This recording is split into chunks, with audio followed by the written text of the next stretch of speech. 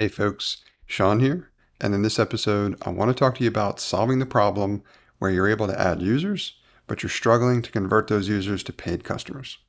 Now, for the people that I coach on a one-on-one basis like yourself, what I mainly see is the culprit here is you probably have a free tier or you are offering a free trial that simply provides too much value for free, as in you're giving too much away.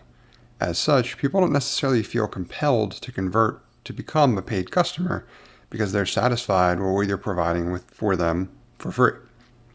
Now, there's a couple things you can do to make sure you don't fall into this trap or to fix this problem if you are currently experiencing it, so which I'm going to share with you now. Now, the first thing that I want to share is I'm not huge on free tiers. That's where a portion of your product is always free. People typically do this because they think it's going to send them wave after wave of customers. It's going to be like a growth hack, or it's going to enable them to reach that hockey stick or whatever. I talked about the hockey stick yesterday. Not big into that either. So if you haven't listened to that episode, go listen to that one as well. Regardless, just had a podcast recorded with an experienced multiple B2B SaaS founder, a repeat founder, and Brian Castle. Check that episode out as well too, where he was experimenting with the free tier, decided to get away from it for the reasons that I'm sharing with you here. But if that sounds like you, I would potentially reconsider that. I've been using other products. I have a noise canceling product that I'm using now myself personally, which I'm in the same situation. Its free tier version offers me enough value to the point where I don't really see a need to convert to paid. You're going to wind up with a lot of users in that situation if you don't manage that correctly. Now, beyond that, let's assume you aren't offering free tier and instead you're experimenting with free trials, and you're getting people to start, but you're not getting them to convert. Now, that usually becomes one of two problems. Number one, either they haven't had a good experience with your product and you need to fix that.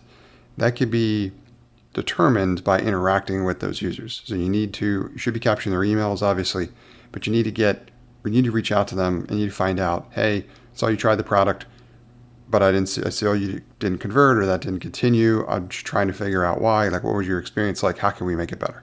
Right? And people will tell you. The more direct you are with your questions, personally, I found that people are more direct with the feedback. So it really just requires you to ask. So that's one potential option. However, assuming that that isn't your problem in this case, what is more likely the potential issue here is that you're just giving too much away. If people are continuing to use the product for free but aren't converting, that's another problem. So if you're not offering a free tier, then that shouldn't be the problem in this case. However, the free trial, you want to also limit to a certain extent what that's costing you, because you are giving that away and not bringing in revenue. Now, if you offer too much in your free trial, then you're going to start in from a deficit. As such, what I recommend you do to have your free trial configured in an optimal way is to figure out what your fixed and variable costs are that go into the free trial. As in, think about how much usage a particular customer or prospective customer may be leveraging when they're in the free trial phase, and better understand what those costs are going to be for you. That way you can figure out how much more am I increasing essentially your customer acquisition cost when you're designing the free trial. And you can always play with these numbers so that you can make sure that that free trial is limited in a certain way, which minimizes how high your expenses are going to be to try to convert them into a paying customer, but it provides them with enough value to demonstrate what your product can do for them, thereby increasing their motivation to convert into a paid customer. I wanted to share this context with you because it's an area where a lot of people struggle, especially on the earlier side of things, and requires a bit of T&E, as I say, or trial and error to really get it right.